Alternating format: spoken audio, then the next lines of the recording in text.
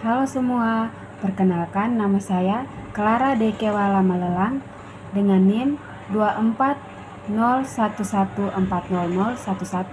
Saya akan membahas materi tentang perkiraan dan antisipasi terhadap masyarakat masa depan, pengertian, fungsi dan jenis lingkungan, aliran-aliran pendidikan, pendidikan dan penanggulangannya, sistem pendidikan di Indonesia, esensi dan sumbangan dalam pendidikan, serta hubungannya dengan pembangunan.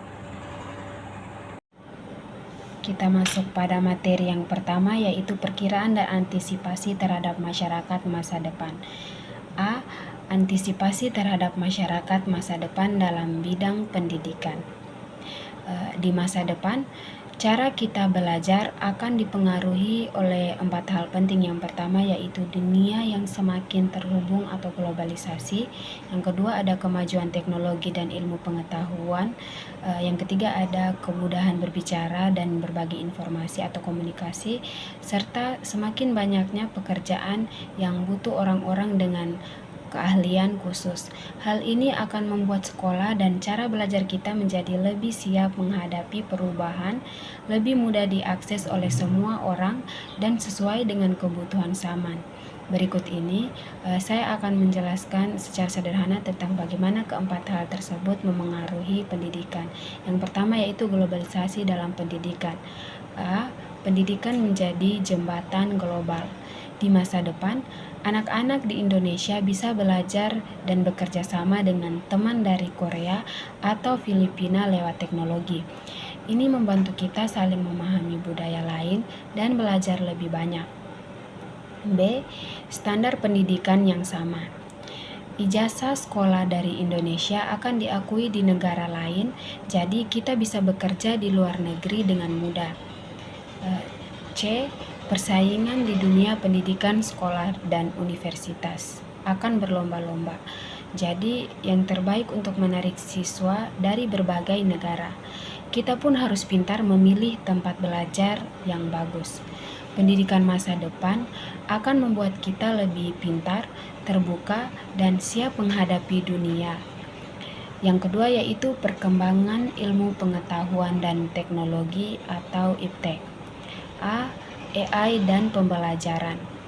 AI adalah teknologi cerdas yang bisa membantu belajar. Misalnya, jika ada anak yang kesulitan matematika, AI dapat menjelaskan pembelajaran dengan cara yang mudah dipahami. Jadi, belajar lebih seru dan sesuai kebutuhan masing-masing siswa. B. Big Data untuk pendidikan.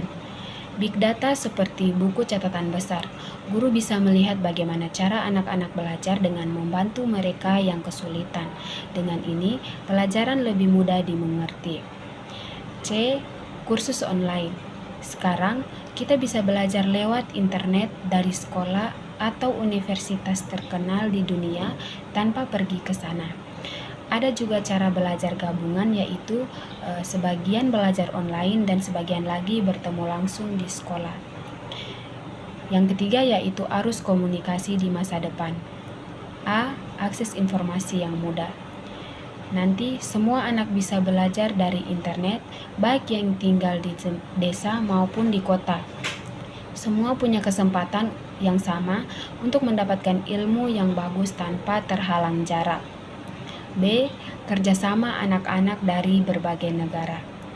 Dengan teknologi, anak-anak dari negara berbeda bisa bekerja sama. Misalnya, mereka bisa membuat proyek tentang cara menjaga bumi atau menciptakan teknologi baru. Ini juga mengajarkan mereka untuk saling menghargai dan memahami budaya lain. Yang keempat yaitu pendidikan dan keterampilan untuk masa depan. A. Belajar keterampilan nyata.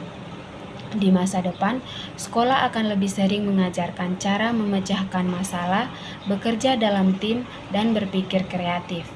Jadi, anak-anak akan siap bekerja dengan baik di dunia nyata.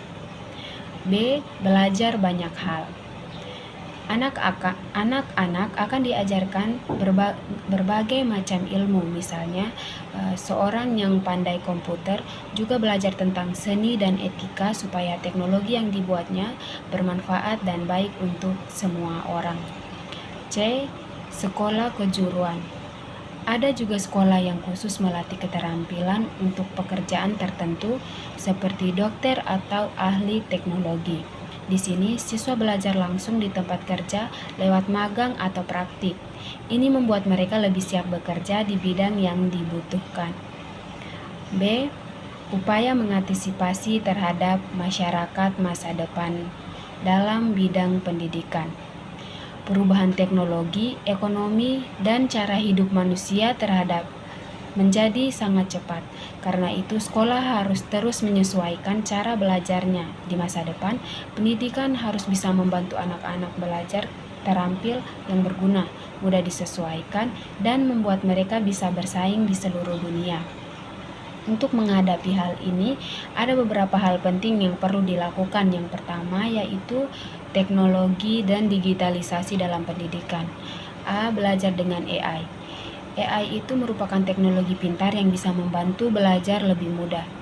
Misalnya, AI bisa memberikan pelajaran sesuai kebutuhan setiap anak, menjawab pertanyaan kapan saja, dan membantu guru dengan pekerjaan mereka.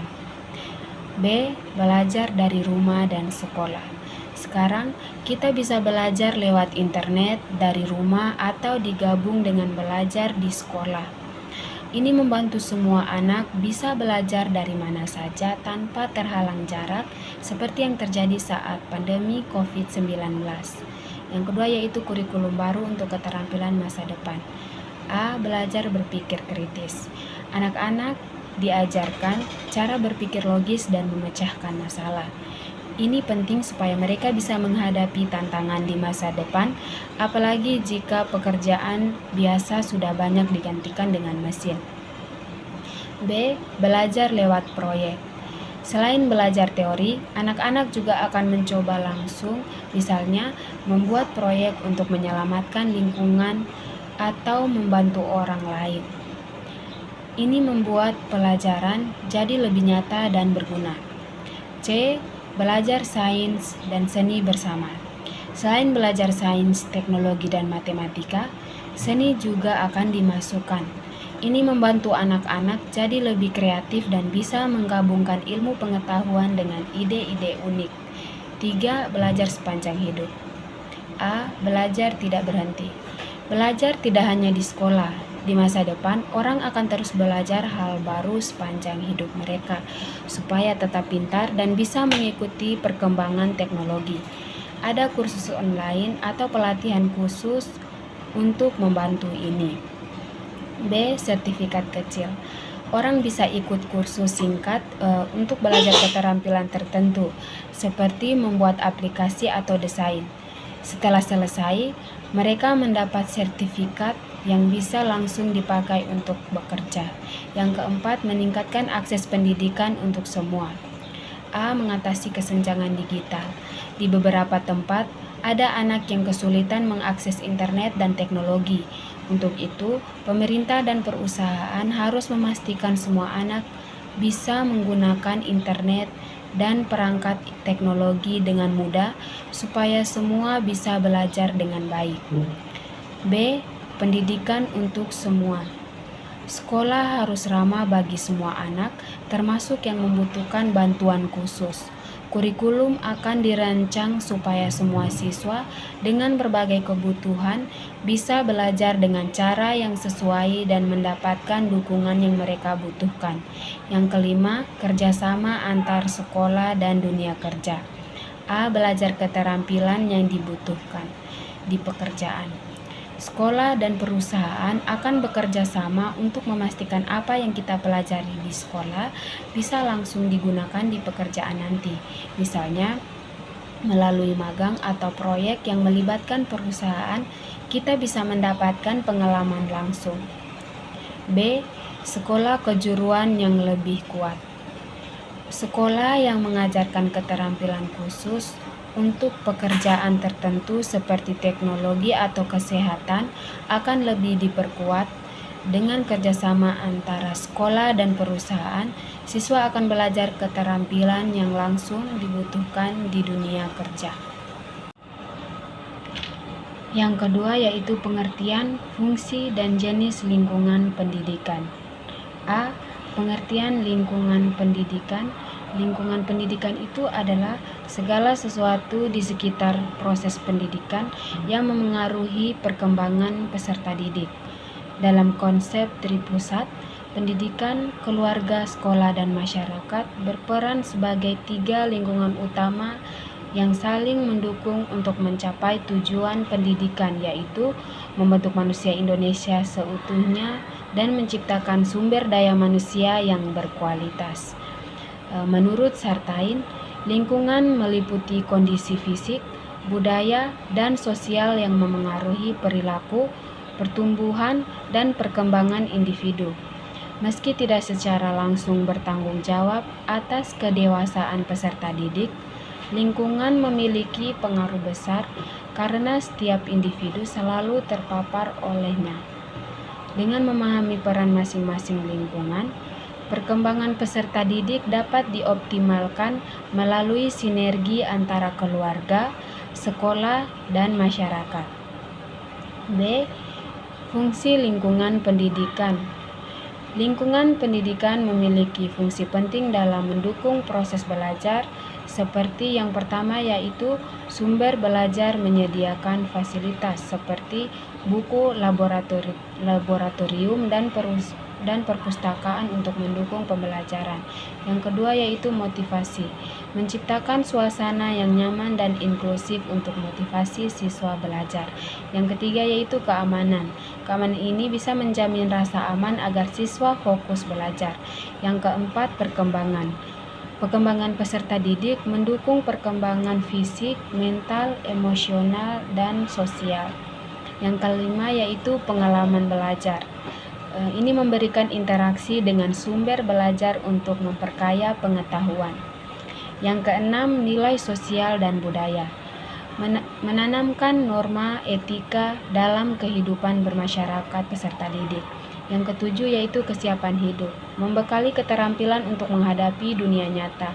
Yang kedelapan, kreativitas, mendorong inovasi siswa dalam belajar. Yang kesembilan, interaksi guru dan siswa, mengoptimalkan hubungan untuk pembelajaran efektif. Yang kesepuluh, motivasi belajar, menyediakan fasilitas yang mendukung untuk semangat belajar peserta didik. Dan yang ke-11 yaitu kolaborasi, memfasilitasi kerjasama melalui ruang belajar dan kegiatan bersama. Ke-11 fungsi ini berfungsi untuk menciptakan tujuan lingkungan belajar yang positif dan mendukung potensi siswa secara optimal. C. Jenis lingkungan pendidikan. Berikut adalah jenis-jenis lingkungan pendidikan. Yang pertama yaitu lingkungan keluarga atau pendidikan formal. Lingkungan pendidikan formal ini yang terjadi melalui interaksi dalam keluarga, membentuk karakter moral dan nilai dasar. Yang kedua, lingkungan sekolah atau pendidikan formal. Pendidikan formal terstruktur melalui kurikulum resmi yang diajarkan oleh guru di institusi pendidikan. Yang ketiga, lingkungan masyarakat atau pendidikan non-formal. Pendidikan ini diperoleh melalui kegiatan sosial, pelatihan, organisasi, atau kursus di luar sekolah formal. Yang keempat, lingkungan virtual. Lingkungan virtual ini merupakan pendidikan melalui media digital dan internet, memungkinkan siswa belajar dari sumber online kapan saja. Yang kelima yaitu lingkungan alam. Pendidikan melalui pengalaman langsung di alam seperti kegiatan di luar ruangan yang menanamkan kesadaran lingkungan. Kita masuk pada materi yang ketiga yaitu aliran-aliran pendidikan. A. Aliran klasik dalam pendidikan. Yang pertama yaitu pengertian dan sejarah. Pemikiran pendidikan bermula dari zaman Yunani kuno dan berkembang pesat di Eropa serta Amerika Serikat. Penyebaran ke Indonesia terjadi melalui penjajahan, bacaan dan pelajar Indonesia yang belajar ke luar negeri. Yang kedua yaitu aliran-aliran klasik dalam pendidikan. A. Empirisme. Dikembangkan oleh John Locke, menekankan pengalaman sebagai sumber pengetahuan, mengabaikan faktor bawaan anak. B. Nativisme. Tokohnya Arthur Schopenhauer berfokus pada bakat bawaan sebagai faktor utama dalam perkembangan anak, mengabaikan pengaruh lingkungan. C. Naturalisme dikembangkan oleh J.J. Worcester menyatakan semua anak lahir dengan pembawaan baik tetapi dapat dirusak oleh lingkungan. D. Konvergensi diperkenalkan oleh William Strauss menggabungkan pengaruh bawaan dan lingkungan. Keduanya dianggap penting dalam perkembangan anak. Yang ketiga yaitu pengaruh aliran klasik pada pendidikan Indonesia. Indonesia lebih condong pada aliran konvergensi yang menekankan pentingnya faktor pembawaan dan lingkungan dalam perkembangan anak. Aliran ini tercermin dalam sistem pendidikan modern yang adaptif terhadap kebutuhan masyarakat. B. Gerakan baru dalam pendidikan. Yang pertama, pengajaran alam sekitar. Perintis Father Freviger menggunakan lingkungan sekitar sebagai sumber belajar untuk membuat pembelajaran lebih aktif dan relevan. Yang kedua, pengajaran pusat perhatian. Toko Ovid Decrel berbasis pada minat anak dengan tujuan mendekatkan pendidikan pada kehidupan nyata. Yang ketiga, sekolah kerja. Toko J. Cornish menekankan pentingnya pendidikan keterampilan untuk mempersiapkan individu menjadi pekerja yang bermanfaat bagi masyarakat dan negara. 4. Pengajaran proyek. Toko John Dewey mengintegrasikan pendidikan dengan kehidupan, memberikan kebebasan kepada siswa untuk merancang dan memimpin proyek yang relevan dengan kebutuhan mereka. Yang kelima yaitu pengaruh gerakan baru di Indonesia. Gerakan ini memengaruhi pelaksanaan pendidikan modern di Indonesia, terutama dalam aspek pembelajaran yang mendorong kreativitas, keterampilan, dan relevansi dengan kehidupan nyata. C. 2 aliran pokok pendidikan di Indonesia. Yang pertama yaitu Perguruan Kebangsaan Taman Siswa. Pendirinya yaitu Ki Hajar Dewantara pada tahun 1922. Asasnya mengutamakan kemandirian, kebudayaan, dan keikhlasan dalam mendidik. Prinsip dasarnya yaitu Ingarsa Suntolada, Ing Madya Mangunkarsa, Tutwuri Handayani yang masih relevan hingga kini. Yang kedua yaitu Ruang Pendidikan Ins Kayu Tanam. Pendirinya yaitu Mos Jaffer 1926. Asas logis rasional menekankan pendidikan masyarakat dan keseimbangan antara kerja, pikiran, serta perasaan. Tujuannya yaitu membentuk karakter kreatif, bijak, dan berakhlak mulia.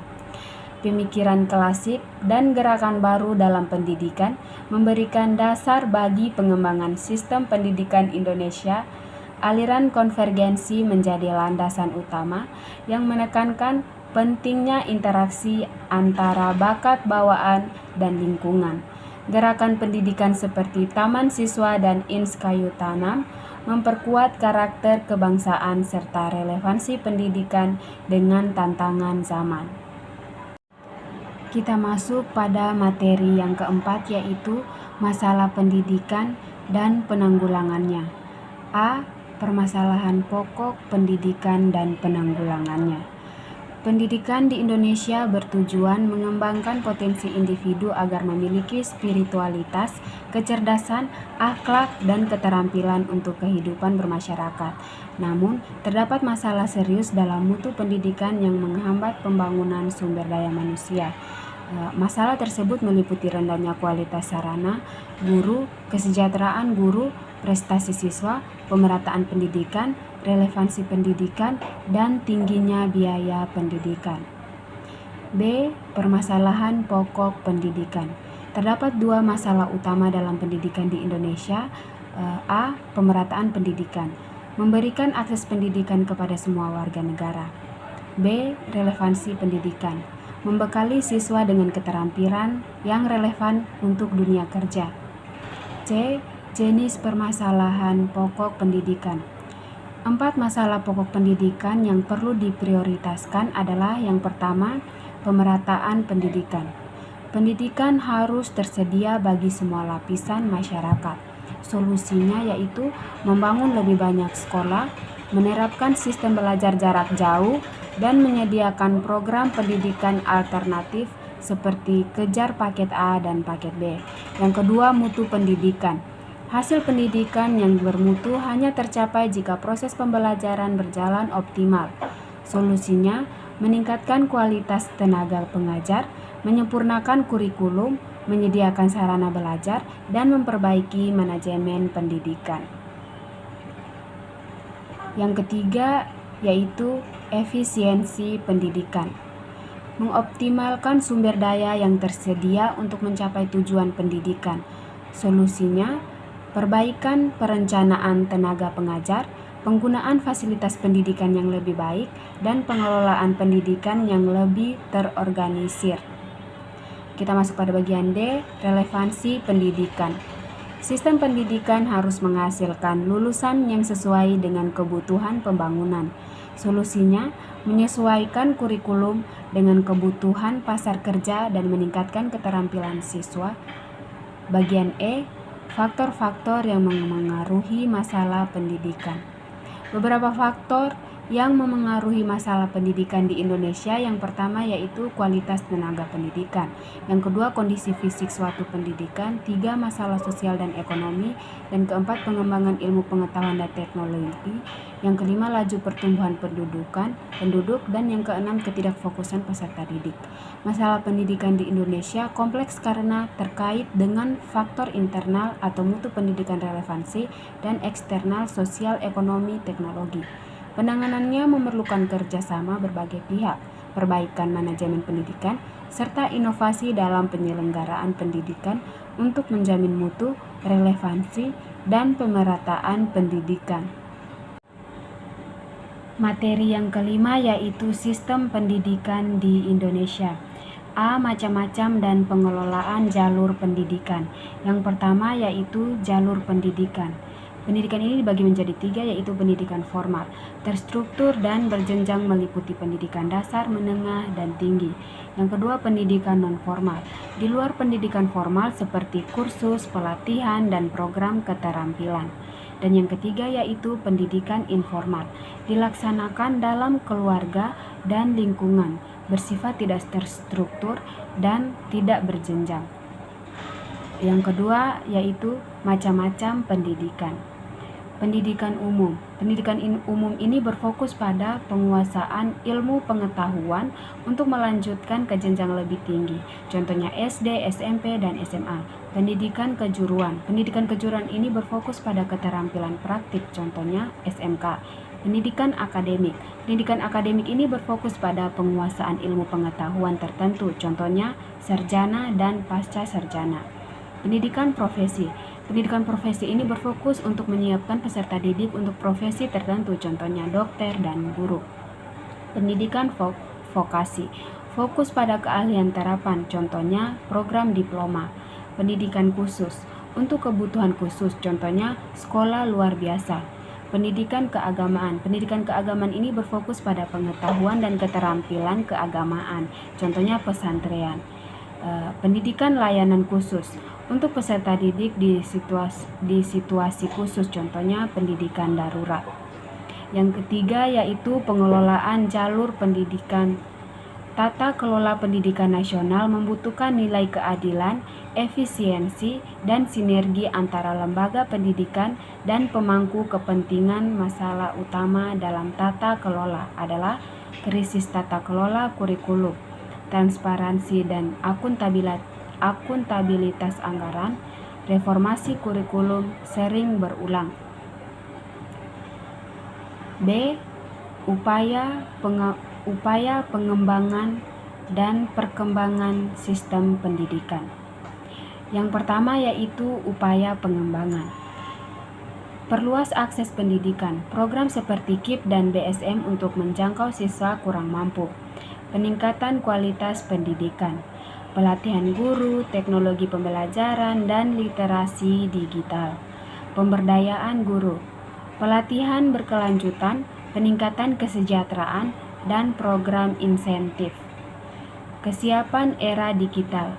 Integrasi teknologi dalam pembelajaran. pendidikan vokasi dan kejuruan, menyiapkan tenaga kerja terampil, kerjasama dengan dunia usaha, menyesuaikan kurikulum dengan kebutuhan industri. Yang kedua yaitu perkembangan sistem pendidikan. Dimulai dari masa Hindu-Buddha hingga masa penjajahan Belanda dan Jepang. Masa reformasi mewajibkan pendidikan dasar 9 tahun. Saat ini, sistem pendidikan mengutamakan kurikulum inklusif dan pemberdayaan siswa dalam segi kognitif, psikomotor, dan afektif melalui modernisasi dan digitalisasi. Sistem pendidikan di Indonesia mencakup berbagai jalur dan jenis yang bertujuan untuk menciptakan sumber daya manusia unggul. Pengelolaan pendidikan membutuhkan tata kelola yang adil, efektif, dan berorientasi pada pembangunan manusia. Upaya pengembangan berfokus pada pemerataan akses, peningkatan kualitas, dan adaptasi terhadap era digital, sedangkan perkembangan pendidikan berakar pada sejarah panjang dan terus diarahkan untuk memenuhi tuntutan zaman. Baik teman-teman, kita masuk pada materi yang keenam, yaitu esensi dan sumbangan dalam pendidikan serta hubungannya dengan pembangunan. A. Esensi pendidikan. Yang pertama yaitu pengembangan sumber daya manusia. Pendidikan berperan mengembangkan potensi individu dalam aspek kognitif, afektif, dan psikomotor untuk menciptakan sumber daya manusia berkualitas. Yang kedua yaitu pemberdayaan individu, memberikan kemampuan berpikir kritis, pengambilan keputusan tepat, dan berpartisipasi aktif dalam kehidupan sosial, ekonomi, dan politik. Yang ketiga yaitu inovasi dan kreativitas, mendorong individu menciptakan solusi atas tantangan dan perubahan zaman. Yang keempat yaitu kesetaraan dan keadilan sosial, memastikan kesempatan yang setara bagi semua individu untuk mengurangi kesenjangan sosial. B. Esensi pembangunan. Yang pertama yaitu peningkatan kualitas hidup melalui penyediaan pendidikan, kesehatan, infrastruktur. Pembangunan bertujuan untuk meningkatkan kesejahteraan masyarakat. Yang kedua yaitu pertumbuhan ekonomi berkelanjutan, menciptakan lapangan kerja, meningkatkan pendapat, dan melindungi lingkungan. Yang ketiga, keadilan dan partisipasi, melibatkan masyarakat dalam proses pembangunan untuk menciptakan rasa memiliki. Yang keempat, ketahanan masyarakat, memastikan masyarakat dapat bertahan dan pulih dari berbagai tantangan, baik ekonomi, sosial, maupun lingkungan. C. Hubungan pendidikan dan pembangunan. Yang pertama yaitu pendidikan sebagai motor pembangunan. Pendidikan menghasilkan tenaga kerja yang terampil, mendorong pertumbuhan ekonomi, inovasi, dan keberlanjutan. Yang kedua, pembangunan mendukung pendidikan. Investasi dalam infrastruktur pendidikan, sekolah, pelatihan guru, beasiswa, meningkatkan akses dan kualitas pendidikan. Yang ketiga yaitu sinergi untuk tujuan bersama. Kebudayaan bekerja sama mencapai tujuan pembangunan berkelanjutan seperti pengurangan kemiskinan dan perlindungan lingkungan. D. Tantangan pendidikan dan pembangunan. Yang pertama yaitu keterbatasan akses pendidikan, terhambat oleh biaya, tempat tinggal, dan infrastruktur yang minim. Yang kedua yaitu ketidakmampuan ekonomi. Biaya internet dan pendidikan seringkali tidak terjangkau oleh masyarakat berpenghasilan rendah. Yang ketiga yaitu kesenjangan digital. Keterampilan teknologi antara daerah perkotaan dan pedesaan itu sangat berbeda. E. Upaya mengatasi tantangan. Yang pertama yaitu meningkatkan akses dan infrastruktur, membangun sekolah di daerah terpencil dan menyediakan fasilitas seperti buku, laboratorium, dan akses internet. Yang kedua, pengembangan kualitas guru, yaitu memberikan pelatihan berkala dan insentif bagi guru di daerah terpencil. Yang ketiga yaitu pemberian bantuan dan beasiswa, subsidi pendidikan untuk keluarga kurang mampu, dan beasiswa untuk siswa berprestasi. F. Pembangunan sistem pendidikan. Definisi pendidikan: proses pembelajaran sepanjang hidup yang mencakup pengembangan pengetahuan, keterampilan, dan sikap untuk mempersiapkan individu berkontribusi dalam masyarakat. Definisi pembangunan yaitu proses perubahan untuk meningkatkan kualitas hidup masyarakat melalui peningkatan ekonomi, sosial, budaya, dan pelestarian lingkungan. G. Hubungan pendidikan dan pembangunan. Yang pertama yaitu pendidikan sebagai pendorong pembangunan, menciptakan individu terampil yang mendorong pertumbuhan ekonomi dan kesadaran sosial. Yang kedua, pembangunan mendukung pendidikan. Infrastruktur dan kebijakan pemerintah meningkatkan akses dan kualitas pendidikan. Pendidikan dan pembangunan saling berkaitan erat. Pendidikan menjadi motor penggerak pembangunan melalui peningkatan kualitas sumber daya manusia, sedangkan pembangunan mendukung pendidikan dengan menyediakan fasilitas dan kebijakan yang menunjang. Sinergi antara kebudayaan sangat penting untuk mencapai masyarakat yang inklusif, sejahtera, dan berkelanjutan.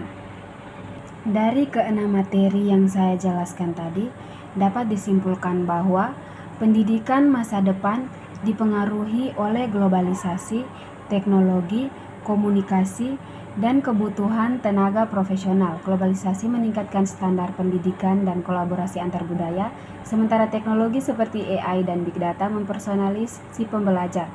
Kursus daring dan arus komunikasi mendukung akses informasi dan kolaborasi global. Keterampilan praktis serta pendidikan vokasi yang relevan dengan industri menjadi prioritas. Di Indonesia, pendidikan formal, non-formal, dan informal difokuskan pada akses merata, kualitas guru, serta adaptasi teknologi. Tantangan seperti kesenjangan akses dan relevansi kurikulum membutuhkan solusi strategis. Pendidikan harus menjadi fondasi pembangunan berkelanjutan, menciptakan individu inovatif dan adaptif untuk masa depan yang lebih baik.